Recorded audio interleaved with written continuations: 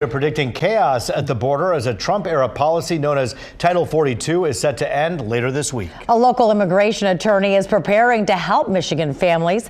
Fox News' Dave Kinchen joining us live. And Dave, what can we expect when Title 42 is over? Yeah, it's a big question. We know Homeland Security officials, they say they're certainly expecting a surge down at the southern border. There's already reports of thousands and thousands of migrants lining up, waiting to cross over. Title 42 is a plan, one of many from the COVID era that the Biden administration is letting sunset. But now this is a policy that has immigration attorneys ready to step in and take action.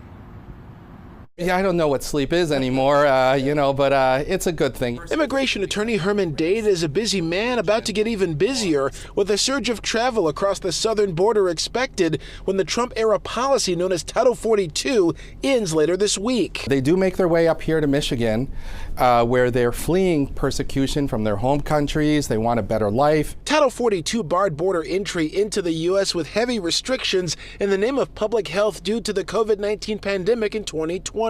Non-citizens looking for asylum and those who came across illegally were promptly sent back to Mexico. A key reason for the projected influx is that scores of migrants who were sent back to Mexico have faced dire situations since, and they want relief now. But there's much more to it at the same time. It is a misconception that the southern border is just for that Spanish-speaking demographic, but no, it's actually globally, it's an entry point. So individuals fleeing war-torn areas, Ukraine, Asia.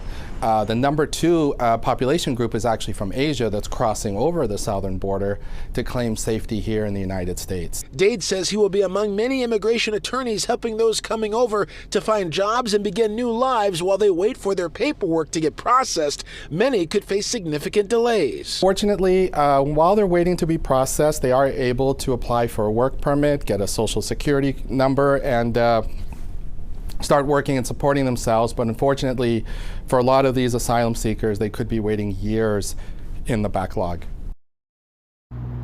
Adding to a lot of the situation that's really taking place at the southern border, the northern border has reduced immigration due to an agreement between the United States and Canada. Separate issues there. Reporting live, Dave Kinchen on The Edge.